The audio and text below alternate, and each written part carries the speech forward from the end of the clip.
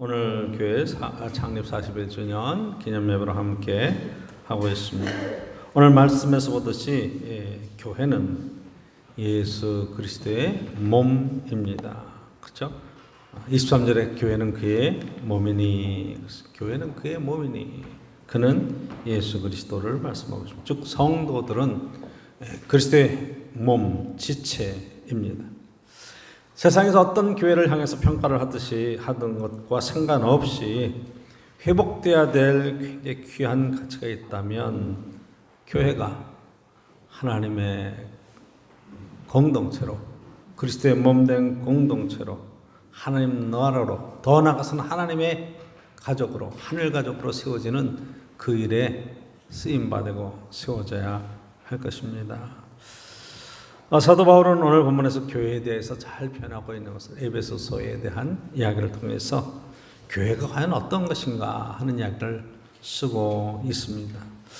여러분들이 구약 성경을 이렇게 쭉 보면 사실은 교회의 전통은 성막, 성전과 연결되어 있는 거예요. 쭉 연결되어 있습니다. 물론 사도행전 2장에 마가의 다락방 오순절날 성령이 임하시면서 교회가 시작되었습니다. 공식적으로는 그렇게 되어 있어요. 그렇지만 이 교회의 본래 모습이라고 말하는 것은 하나님의 임재가 있는, 그렇죠? 하나님의 말씀이 선포되는 그런 것의 중심에 더 위로 올라가면 성막, 이스라엘 공동체 속에 중심에 있어서 불과 구름 기둥으로 인도해 가시는 하나님의 놀라운 은총이 가운데 있는 것을 보게 됩니다. 성막은 뭐 하는 것이냐? 여러 가지 기구들도 있고 텐트로 만들어 놓고 하지만 성소와 지성소로 나누면서 하나님 앞에 제사 드리는 것을 통해서 뭐냐? 성소, 지성소 안에 있는 법궤에 하나님의 임재가 나타나는 것이에요. 법궤는 뭐냐? 그 가운데 모세의 십계명의 돌판이 들어가 있는 거예요. 그리고 하나님의 임재는 어디에 나타나느냐? 하나님의 말씀 가운데 나타난다. 하나님 앞에 계약대로 살아가는 것. 저 여러분들 세상 살아가면서 여러 가지 계약을 맺고 살아갑니다. 그렇죠? 이 계약대로 이행하느냐 이행하지 않느냐 굉장히 중요한 이야기예요. 물건 하나를 사고 팔 때에도 마찬가지예요. 계약대로 이행했느냐 이행하지 않느냐에 따라서 결정이 나는 것처럼 우리 하나님의 백성들로, 하나님의 부름받은 백성들로 살아가면서 계약을 어떻게 맺었느냐, 그 계약대로 사랑하고 인정하면서 그 계약을 성취해 가느냐 굉장히 중요한 이야기죠. 성막은 천으로 텐트로 만들어졌다고 그러면 성전은 여러분 아는 것처럼 솔로몬이 돌로 지었죠. 그것도 성소와 지성소로 나눠지는 거예요. 여러 가지 성경에 보면 하나님의 제사 드리는 도구들이 많이 있지만 그런 도구들을 넘어서서 지성소 안에는 법궤가 들어있는 거예요. 성전도 똑같습니다. 그 법궤 안에는 뭐예요? 모세의 십계명의 돌판이 들어가 있는 것이고 만나 항아리와 아론의 싼농 지팡이 이 세 가지가 사실은 그 법궤랑 연결되어 있는 것을 보게 돼요. 제일 중요한 것은 모세의 십계명이에요. 하나님의 계약의 말씀이죠. 자, 이것이 신약으로 넘어오면서 예수 그리스도께서 이제 부활하시고 승천하시면서 이 땅에 하나님의 교회를 세워가시는 모습을 우리가 보게 됩니다. 그렇죠? 이 에베소 교회는 사도 바울이 1차, 2차, 3차 전도여행을 쭉 갈 때 3차 전도여행을 가면서 거기에 3년 동안 머물면서 성경을 가르치고 그 도시에 큰 영향력을 끼쳤던 그런 터키에 있는 항구 도시 에베소 교회 이야기를 쓰고 있어요. 여러분 여기에서 사도 바울이 교회를 개척하고 그렇게 섬겼다 그러면 나중에 그 교회를 담임하고 있었던 사도가 요한 사도입니다. 그 에베소 교회를 중심으로 해서 7교회에 보내는 편지를 쓰는 것이 바로 요한계시록에 관한 이야기고 마지막 때 종말에 관한 그런 환상과 그 시대에 당하는 큰 고난의 의미를 성경적으로 어떻게 풀어내고 하늘에 우리에게 어떤 소망이 있는가를 이야기하는 것이 계시록의 이야기로 쓰고 있죠. 에베소에 가보면 에베소 교회가 있고 거기에 마리아를 지극히 섬겼던 요한 사도의 그런 전설과 같은 이야기가 전해지고 있는 것을 보게 됩니다. 자, 사도 바울이 어떤 도시를 들어가지 가는 곳마다 사실은 회당이라고 하는 곳에서 말씀을 가르치는 곳에 들어가서 예수 그리스도를 구약 성경을 통해서 말씀을 증거했습니다. 사도 바울이 역사할 때, 일할 때는 사실은 신약 성경은 없었어요. 그렇죠? 그 구약 성경을 가지고 거기에서 나오는 예수님이 어떤 분이신가, 왜 이분이 하나님의 아들이신가, 어떻게 하나님 말씀 가운데서 구원을 얻는가 하는 구원의 도리에 관한 이야기를 가르치기 시작을 했어요. 왜? 구약 성경의 근거에서 지금 예수 그리스도가 어떤 분이신지, 하나님의 사람들 공동체가 어떤 사람들인지. 그런데 이 회당에서 가르칠 때 굉장히 어려움을 당합니다. 박해를 당해요. 받아들이질 않는 거예요. 쫓겨나는 거예요. 그래서 나가서 세우는 것이 교회 공동체를 세우는 거예요. 자, 유대인들 속에서 쫓겨나니까 이방 세계로 나가서 거기에 하나님에 대한 구체적인 이야기를 가르치고 여기에 하나님의 교회를 세워가는데, 에베소도 마찬가지죠. 예루살렘을 벗어난 땅. 사도행전 1장 8절에 오직 성령이 너에게 임하시면 너희가 권능을 받고 예루살렘과 온 유다와 사마리아와 땅 끝까지 이르러 증인이 되리라 하는 땅 끝으로 나가는 그런 구체적인 이야기들이 바로 소아시아의 교회에 넘어서서 이제 유럽으로 빌립보, 여러분 쭉 나오는 고린도, 데살로니가 쭉 해서 로마에까지 가서 복음을 전하는 것으로 사도행전이 28장으로 마감되는 것을 보게 됩니다. 자, 예루살렘 교회가 어떤 일이 있었는가 10장까지 이야기고 13장서부터 28장까지는 그 1차, 2차, 3차 전도여행을 통해서 어떻게 세계로 교회가 세워져 가고 뻗어나가는가 하는 이야기를 쓰고 있는 걸 보게 되죠. 자, 구약 성경이 성막과 그리고 성전에서 하나님을 섬기고 예배하는 신앙이었다면, 바벨론 포로 이후에는 회당을 지어서 말씀을 가르치는 것으로, 그래서 성전 예배를 회복하는 것으로 그렇게 이어졌다면, 이제 신약교회는 사실은 성전을 짓는 일을 포기를 합니다. 그렇죠? 한번 생각해보세요. 사도 바울이 가는데 막 교회를 세우는데 건물을 세웠겠어요? 의왕제일교회 같은 이런 건물을 세우지는 않았을 겁니다. 마가의 다락방에 여러분 모여서 가정집이에요. 120명이 들어갔다. 바글바글 들어간 거나 마찬가지. 그렇게 사람들 중심의 공동체를 만들고 함께 생활하는 그런 공동체를 만든 것이 교회의 출발점이에요.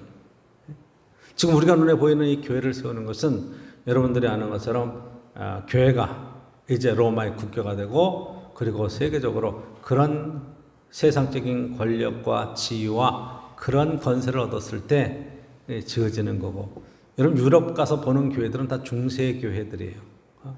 고딕 양식이라든가 바로크 양식이라든가 하여튼 여러 다양한 양식으로 신을 향한 그런 경배하는 마음으로 교회를 세우고 예배당을 세우는 건데, 그건 사실 건물을 세운 거죠. 건물을 세운 거예요.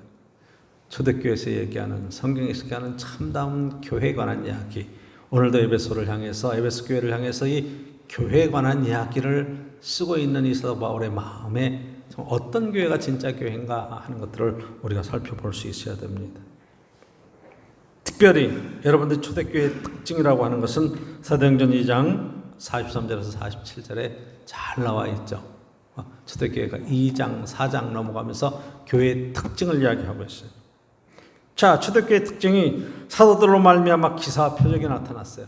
그래서 막 믿음 안에서 이들이 함께 모여서 하나님 말씀 속에 어떤 변화가 일어났다는가, 그런 것들을 주목하여서 볼 수 있고요.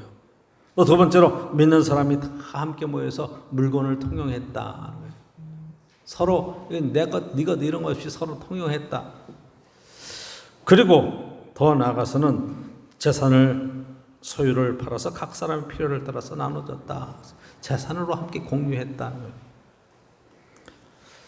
날마다 마음을 갖춰 성전에 모이기를 힘쓰고, 그 다음에 집에서 떡을 떼고 하나님을 찬미하면서 믿는 사람들이 많아졌다. 함께 떡을 먹었다.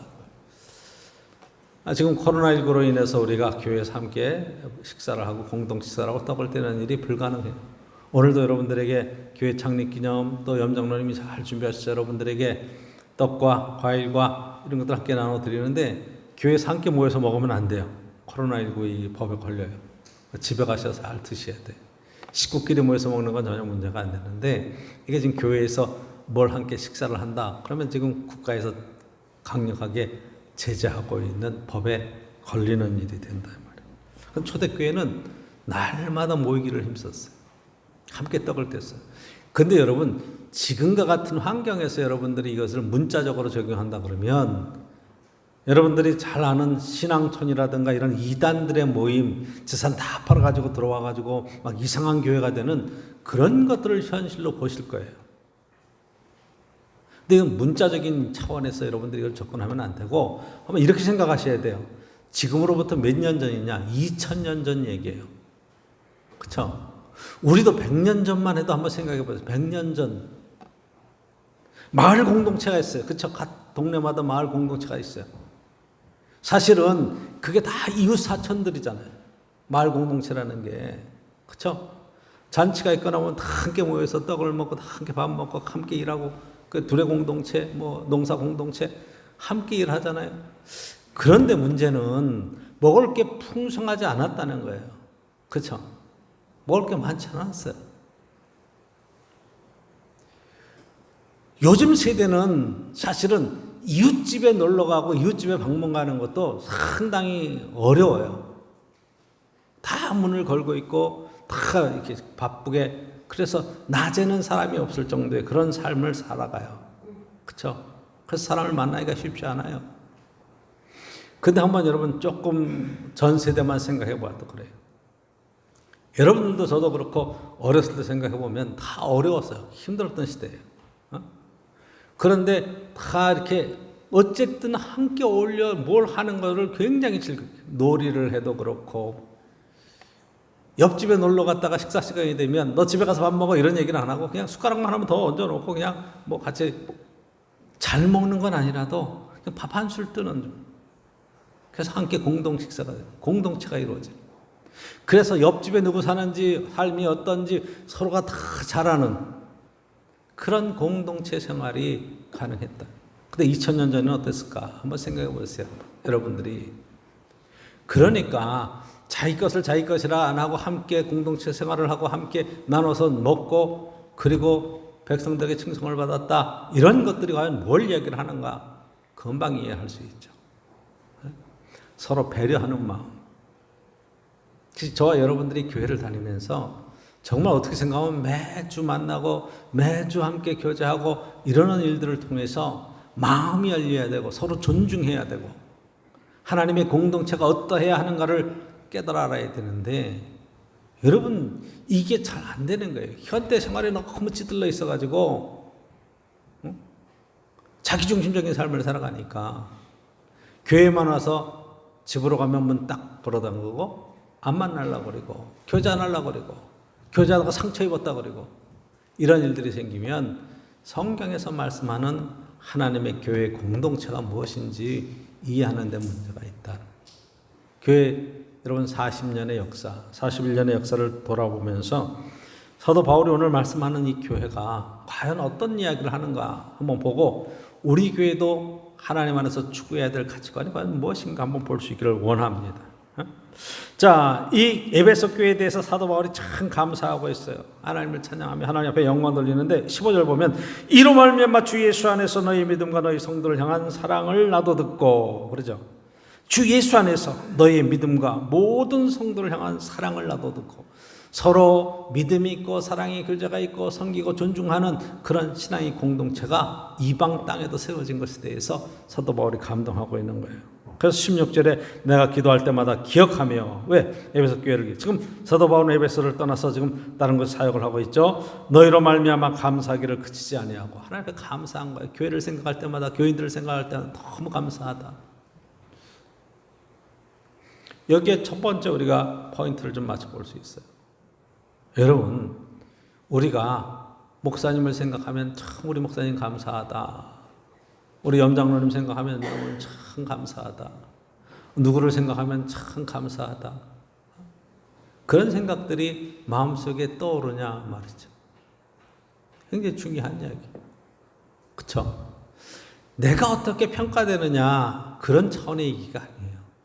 마음의 중심으로부터 그 사람을 향해서 참 감사하다 하는 생각이에요.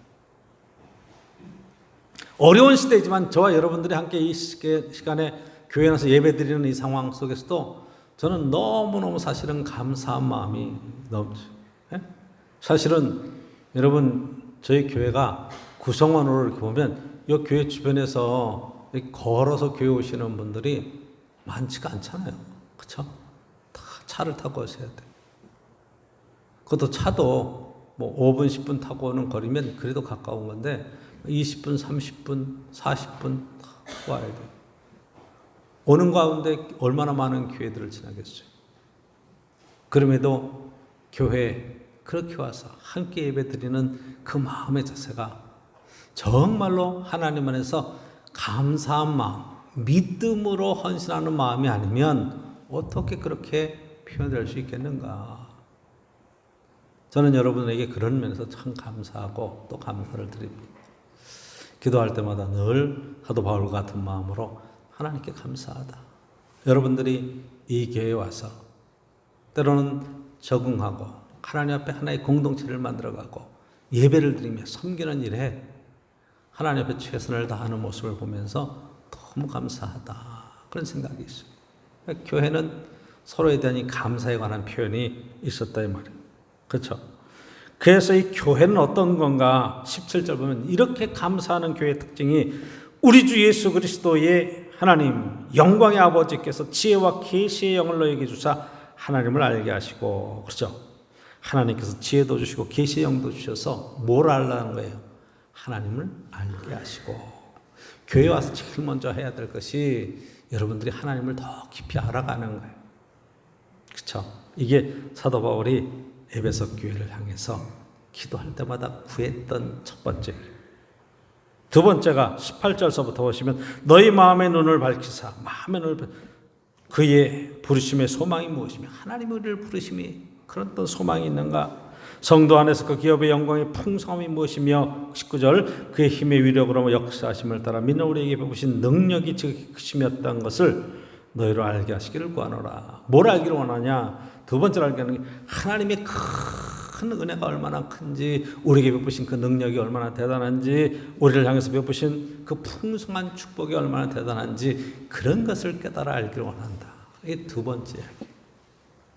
오늘 세 번째 보면 20절서부터 보면 그의 능력이 그리스도 안에서 역사하사 죽은 자들 가운데서 다시 살리시고 하늘에서 자기의 오른편에 앉히사 모든 통치와 권세와 능력과 주권과 이 세상뿐 아니라 오는 세상에 일컫는 모든 이름 위에 뛰어나게 하시고 또 만물을 그의 발 아래 복종하게 하시고 그를 만물의 교회의 머리로 삼으셨다. 이 교회의 머리가 그리스도다. 세상에 예수 그리스도를 통해서 죽음과 부활을 통과해서 우리나라에서 이 땅에서만 아니라 하늘나라에 영원한 소망이 있게 하시고 그때 다스려 가시는 그리스도의 영광 가운데 우리가 모두 다스림에 대한 통치에 들어가기를 원한다. 하나님 나라에 대한 소망을 이야기하고 있죠. 이 땅에서 예수님이 다스리시는 그 공동체는 하늘에서 다스리는 공동체의 축소판이 돼야 돼요. 이게 중요한 얘기 세 번째가. 그래서 23절에 교회는 그의 몸이니 만물 위에서 만물을 충만하게 하시는 이의 충만함이라. 교회 머리고 예수 그리스도로 충만한 신앙의 공동체에 대한 비전을 이야기하고 있는 것을 보게 돼요. 그래서 오늘 이 창립주일에 세 가지를 가지고 저와 여러분들이 함께 은혜를 나누기를 원하는데, 여러분 교회를 다니면서 더 깊이 하나님을 아는 그런 은혜가 있기를 축원합니다. 그렇죠? 하나님께서 지혜와 계시의 영을 너에게 주사 하나님을 알게 하시고 하는 17절의 말씀이, 교회는 하나님을 알아가는 곳이에요. 저도 교회를 나와서 하나님을 알았어요. 교회에 나오기 전에도 저와 여러분들이 믿음 없는 사람도 하나님을 알아요. 너 하늘이 무섭지 않아? 그렇지, 하나님이 다스리지 뭐. 하나님이 있어야지 뭐. 이런 소리는 하는데 하나님이 어떤 분이신지 구체적으로 깨닫는 것은 교회를 통해서라. 여러분, 그냥 내가 상식적으로 교회에 대해서 인정할 수 있어요. 그러나 하나님에 대한 그런 지식이 더 풍성해지려면 신앙 안에서 예수 그리스도를 증거하시는 하나님의 그 은혜 가운데 들어와야 돼요. 여러분, 유일신 하나님을 섬기는 종교가 세상에 여러 대 있습니다. 한 뿌리죠. 아브라함의 자손 가운데 이슬람 종교도 있어요. 그렇죠? 기독교, 캐톨릭도 있고 종교도 있고 뭐 기독교라고 말하는 신교, 개신교라고 말하는 교회도 있어요. 유대교도 유일신 하나님을 섬겨요. 세상의 종교를 쭉 봤을 때 모든 종교들은 사실은 다 없어지다시피 했어요. 토테미즘이라든가 뭐 샤머니즘이라든가 이런 것들이 다 무력화되고 오직 세계적인 종교라고 이야기하면 바로 이거 남는 거예요. 여러분, 불교는 신을 섬기는 종교가 아닙니다. 그래서 여러분들이 불교에 가서 신학과를 찾으면 불교는 신학과가 없어요. 불교는 철학과가 있어요. 종교 철학과가 있지 신학과가 없어요. 이게 굉장히 중요한 차이인 것을 아셔야 돼요. 그 자기 수련을 통한 그러한 깨달음의 길을 추구하는 그런 수련의 방편으로서의 얘기. 유교는 공자를 섬기는 종교인가요? 아니, 윤리에 관한 이야기예요. 국가의 윤리, 그리고 사회의 윤리, 개인의 윤리, 가정의 윤리에 관한 윤리 체계를 갖고 이야기하는 거예요. 그러니까 종교가 아니에요. 오직 신에 대한 이야기를 하는 것은 기독교에는 없어요. 근데 기독교도 저와 여러분들 이야기하는 기독교의 뿌리가 아브라함부터 시작됐다는 얘기니까 유대교로부터 시작해서 기독교로, 기독교에서 이슬람으로, 이슬람에서 정교회로, 정교회에서 개신교로 이렇게 분파가 돼서 나가는 거다. 그럼 그렇게.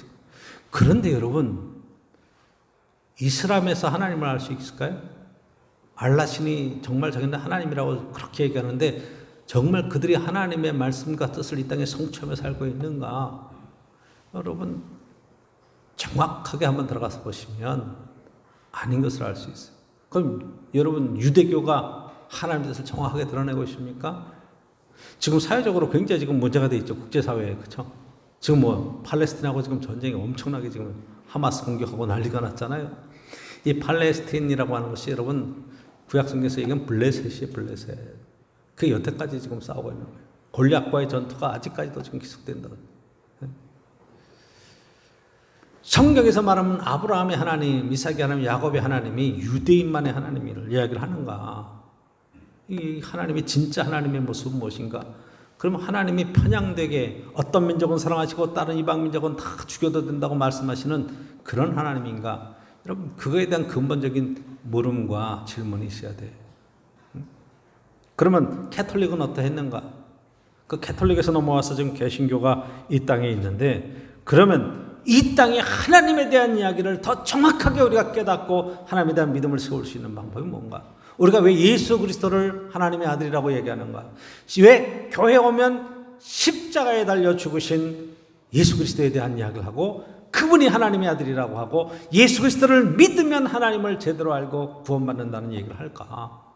이 이야기에 대한 것들을 우리가 묻지도 않아요. 그냥 뭐 믿으면 돼. 너 믿고 천국 가면 돼. 이렇게 얘기를 하죠. 근데 여러분 한번 가만히 생각해 보세요. 하나님이 하늘에 멀리 계시고 천국에 계시고 이 땅을 창조하시고 그냥 통치하시는 우리와 상관없이 잘하는 사람은 상 주시고 못하는 사람은 벌 주시고 그러한 하나님으로 구약 성경에 보면 굉장히 하나님은 독단적이고 무섭게 편향적인 그런 하나님의 모습으로 나타나죠. 유대인들은 바로 이게 유대인들만 우리는 하나님의 택함받은 선민이고 이방인들은 하나님 앞에 죽어야 될 그런 대상들, 다 정복해야 될 대상들 이렇게 보는 시각이 있잖아요. 이것을 예수님께서 오셔서 하나님을 아버지라고 하시며 십자가를 지시면서 인간 속에 들어있는 죄성에 관한 가장 근본적인 문제를 해결해 가신 거예요. 저와 여러분이 교회를 나오면서 예수 그리스도를 십자가를 통해서 만나고 나면 하나님 아버지에 대한 생각, 하나님에 대한 근본적인 생각이 확 바뀌어져 버려요. 아, 내가 왜 죄인인가? 내가 왜 이 땅에 하나님 안에서 정말 하나님을 믿어야 되는가? 하나님의 자녀로 산다는 것이 어떤 것인가? 이런 것들이 막 깨달아 알아채는 거예요. 예수 그리스도의 십자가는 그래서 중요한 거예요. 하나님이 인간의 몸을 입고 이 땅에 오셨다. 가장 낮은 곳에서 자기의 목숨을 내놓고 희생하시는 하나님의 모습으로 다가오는 거예요. 구약 성경의 하나님하고는 전혀 다른 모습으로 우리에게 다가오시는 바로 이 부분을 신약 성경에서 사도 바울은 이야기하는 거예요. 너희가 말하는 구약 성경의 그 여호와 하나님에 관한 이야기가 이 땅에 인간의 몸을 입고 오신 하나님의 그 큰 사랑과 희생에 관한 이야기로. 그래서 이 십자가의 은혜를 경험하고 나고 예수님을 만나고 나면 사람이 겸손하게 낮아지죠. 하나님을 아버지라고 부르고 진실로 자기를 낮춰서 섬기며 살 수 있는 능력이 십자가의 능력 가운데 있는 거예요. 하나님이 누구인지 정확하게 아는 거예요. 함부로 하지 않는 거예요. 제일 중요한 거예요, 여러분. 함부로 하지 않는다. 이슬람 종교를 한번 보세요. 어떻게 함부로 하는가. 그 사회 구조를 한번 보세요. 하나님에 대한 오해가 있으면 사람이 하나님의 이름을 가지고 함부로 하는 거예요. 그래서 영적인 전쟁, 신적인 전쟁, 종교 전쟁은 그래서 무서운 거예요. 이 하나님에 대한 오해 때문에 여러분들이 세계 정복 역사도 보면 기독교 역사도 흑 역사가 있어요. 왜? 하나님에 대한 오해에서 생기는 일들 때문에. 그래서 교회는 하나님을 더 깊이 알아가는 거예요. 여러분, 예언자들이 아모스부터 시작해서 계속 하는 얘기, 호세아, 하나님을 더 알아야 된다. 하나님을 더 깊이 알아야 된다. 하나님에 대한 이렇게 지식을 이야기하고 있어요. 하나님은 제사만 받으시는 분이 아니라 제사를 드리고 예배를 받으시는 분만이 아니라 하나님의 말씀과 계약을 따라서 이 말씀에 순종해 가면서 너희가 마땅히 하나님 안에서 어떤 삶을 살아야 될 것인가를 이야기하는 것을 보게 되죠. 그래서 17절 우리 주 예수 그리스도의 하나님 영광의 아버지께서 지혜와 계시의 영을 너희에게 주사 하나님을 알게 하시고 그렇죠. 계시의 영, 성령께서 임하시면 여러분들이 요한복음 14장 같은 데도 보혜사 성령이 우리에게 오시면 예수님을 더 알게 되시고 하나님을 더 깊이 깨닫게 돼요. 그렇죠? 이 계시의 영은 그래서 중요한 거예요. 하나님을 더 깊이 깨닫게 하시고 경험하게 하시고 하나님을 경험하고 나면요 바로 여기서 달라지는 거예요. 하나님 안에서 저와 여러분들이 정말 이 땅에서 우리 하나님을 섬기는 삶이 얼마나 복된 삶인가. 자, 천지를 지신 하나님이 이 세상을 지배해 가시고 동행해 가시고 이렇게 운행해 가시는데 오늘 여러분 비가 오죠. 오늘은 하나님께서 우리에게 비를 주신 날이에요. 비가 와서 너무 감사한 날이에요. 이해가 되세요? 비가 와서 구질구질한 날이 아니에요. 제가 언젠가 하면 제가 매일 화초에게 물을 줘요. 아침마다 물을 주고 또 아침에 좀 오후에 물을 주고 했는데 여러분 저거 물 주는데 한 30분 정도 줘야 돼요. 쭉 들어와서 주면 천천히 주면. 근데 안 줘도 되잖아. 왜? 하나님이 쫙 주시니까. 농사 짓는 분 알 거예요. 논에 물 대는 게 얼마나 힘든지. 가물 때 그 밭에 물 대는 게 물 한 번 주고 나면 돌아서면 바짝 마르고도. 근데 비 한 번 쫙 내리면 한순간 해결되잖아요. 우리나라가 너무너무 좋은 나라 가운데 하나예요. 왜? 이런 것들이 사계절이 정확하고 여름 비 올 때 비가 내리고 금수강산이라고 말할 수 있는 어떻게 생각하면 이 땅은 축복받은 땅이에요. 광야가 없잖아. 그렇죠? 산지는 많아. 산지가 70% 이상 되니까 산지는 어마어마하게 많지만 그 대신 눈을 들어 바깥을 내다보면 어디든지 산이 보이는 정말로 축복된 땅이에요. 얼마나 감사한지 몰라요. 그러니까 이런 것들을 보는 시각이 전혀 달라지는 거예요. 숨 쉬는 것도 감사하고 하루를 시작할 수 있어서 감사하고 해가 떠오르는 것만 봐도 감사하고 하나님께서 나를 위해서 이런 것들을 준비해 주신 것에 대한 너무한 감사와 기쁨과 은혜가 있다 이 말이에요. 하나님 더 깊이 알면 그렇게 되는 거예요. 자, 두 번째 18절 이하에 너의 마음의 눈을 밝히시면 그의 부르심의 소망이 무엇이며 하나님 우리를 불러주셨는데 이걸 사명이라고 그래요. 하나님을 나를 이 땅에 보내셨어요. 왜 보내셨는가? 어떻게 살라고 하시는가? 하나님을 알면 이 소망의 비전이 생기는 거예요. 지난주에도 잠깐 얘기했지만 여러분 환경의 문제를 뛰어넘을 수 있는 능력이 가운데 생기는 거예요. 최선을 다하고 노력하며 헤쳐갈 수 있는 힘이 생기는 거예요. 지금 세계적인 역사학자들, 세계적인 사회학자들이 대한민국을 많이 연구하고 있습니다. 동방을 많이 연구하고 있어요. 왜? 서방세에서는 이미 더 이상 소망이 없어서. 그래서 한국을 왔다 가는 사람들마다 한국의 활력 있게 전통도 있죠. 그렇죠? 고궁과 뭐 한국 전통적인 그런 것도 있고 여기에 막 새롭게 막 솟아나는 그런 활력 있는 도시. 뭐 여러분 잘 아는 거 인터넷이 제일 빠르다, 뭐 지하철이 세상에 제일 좋다, 뭐 가장 안전하다, 뭐 별의별 얘기를 다 해요. 그럼에도 불구하고 그들이 놓치지 않고 보는 것은 세계에서 이렇게 최하위의 그러한 빈곤, 경제적인 빈곤과 전쟁의 후유증에서 이렇게 빨리 부흥하며 경제를 일으키며 세계적인 탑 국가로 올라간 나라가 역사상 없다는 거예요. 한국을 보지 연구를 해요. 근데 그것이 경제력만이 아니에요.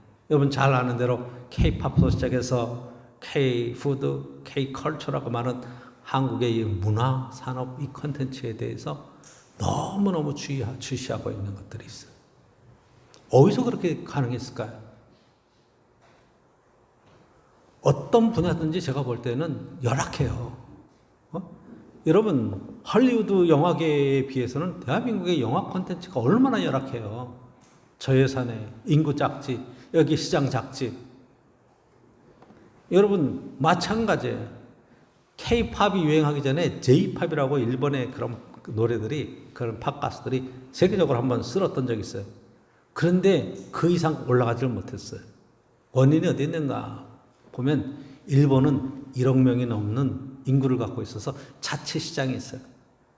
그러니까 그 안에서만 해도 안 나가도 되는 거예요. 근데 대한민국은 안 나가면 죽어요. 이 안에서의 경쟁이 너무 세기 때문에 어떻게 하든지 세계적인 컨텐츠를 만들어내서 이것이 세계적인 수출과 세계적인 기업으로 커나가지 않고 세계적인 문화로 나가지 않으면 이 안에서의 소비만으로는 크게 성장할 수 있는 가능성이 없는 거예요. 그래서 처음부터 시작하기를 그렇게 보기 시작을 한 거예요. 이게 대단한 의식의 변화입니다. 하나님께서 우리에게 은혜를 주시고 눈을 밝혀주실 때 바로 이 부분에 저와 여러분들이 정말로 소망 가운데 하나님께서 나를 이 땅에 보내신 것에 대한 하나님의 사명이 무엇인지 이것을 발견할 수 있으면 하루하루를 여러분 대충대충 살 수가 없는 거예요. 최선의 삶을 살아내는 거죠. 그렇죠? 어느 날 갑자기 크는 게 아니에요. 계속 훈련하고 크는 거예요. 육체도 마찬가지예요. 어느 날 갑자기 막 아파지고 어느 날 갑자기 막 건강해지고 이런 게 아니에요. 평소에 훈련하던 모습들이 그게 쌓여서 병약해지는 거고 그게 쌓여서 건강해지는 거. 평소에 육체 운동을 어떻게 했느냐. 머리도 마찬가지예요. 어떤 사업의 구상도 마찬가지예요. 오늘 갑자기 한 방 터뜨린다. 여러분 그게 쉬운 얘기가 아니에요. 매일매일의 삶 속에 기초적인 자기의 능력이 있는 사람들이 그 다음에 기회가 왔을 때 그 기회를 잡는 거래요. 하나님에 대한 소망이 우리 속에 넘쳐야 돼요. 그렇죠? 그 기업의 영광의 풍성함이 무엇이며 하나님께서 얼마나 풍성하게 우리의 삶을 베풀으시고 소망 가운데 이끌어 주시는가. 19절 보십시오. 그의 힘의 위력으로 역사하심을 따라 믿는 우리에게 베푸신 능력이 지극히 크심이 어떤 것을 너희로 알게 하시길 원하노라. 할 수 있거든이 무슨 말이냐. 믿는 자에게 능치 못함이 없느니라. 이렇게 얘기할 때 그 능력은 어디서부터 오는 거예요? 믿는 자에게 주신 하나님의 능력이 있단 말이에요. 하늘로부터 주시는 힘의 위력, 성령의 능력, 하나님의 능력, 이런 것들이 우리 안에 있어요. 교회는 바로 이것은 이런 능력을 키워내는 것이에요. 여러분 교회 와서 그냥 교회를 예배 참석했다 하나님이 보호해 주실 거야 그 차원이 아니라 하나님께서 내게 주신 비전이 어디에 있는가 이걸 찾아내는 거예요. 여러분 늦은 때는 없습니다. 그때 최선을 다하면 놀라운 은혜의 자리에 세워지는 거예요. 세 번째 오늘 본문 속에서 보면 여러분들이 교회는 그의 몸이다 23절에 이야기하고 있죠. 그를 만물 위에 교회의 머리로 22절에 삼으셨다. 교회의 머리, 이걸 굉장히 중요해요. 여러분 예수 그리스도가 이 교회의 머리예요. 저와 여러분들의 머리예요. 공동체의 머리. 예수님을 통해서 이 몸의 모든 지체에 뭐가 되는 거예요? 말씀의 지시가 내려가고 움직임에 대한 이야기들이 내려가고 다 되는 거예요. 그렇죠? 이 뇌에서 전달되는 이런 것들이 몸을 움직이는 근본. 그래서 그 사람의 생각이 어떠냐에 따라서 그 삶을 살아내는 거잖아요. 지금 사회면에 보면 여러분 다양한 무슨 사건 사고들이 생길 때 이상한 사람들 있잖아요. 괜히 택시 타고 택시 기사한테 막 행패 부리고 막 어떤 사람은 막 싸우다가 사람 죽이고 이러는 것들. 그 왜 어디서부터 생기는 거예요? 머리에 생각이 잘못 들어가 있으니까 행동이 그렇게 나가는 거죠. 그렇죠? 그러니까 말도 그렇게 나가고 행동이 그렇게 나가는 거예요. 그 생각이 반듯한 사람은요, 싸우라고 그래도 안 싸우죠. 그잖아요. 남한테 해를 끼칠 왜 일을 왜 하겠어요? 왜 이상한 생각을 하겠어요? 머리에 생각이 잘못됐기 때문에 그래요. 근데 그 머리의 생각은 뭐로 차 있어요? 탐욕과, 그쵸? 죄로 가득 차 있어요. 그러니까 그것이 행동으로 그렇게 나오는 거예요. 그러니까 내 머리 안에, 이 머리가 예수 그리스도고 주의 말씀이 내 안에 가득 채워져 있으면 내가 사는 게 예수님의 작은 예수 그리스도로, 정말 그리스도인으로서 신앙의 삶을 살아내는 게 너무 당연하지 않겠어요?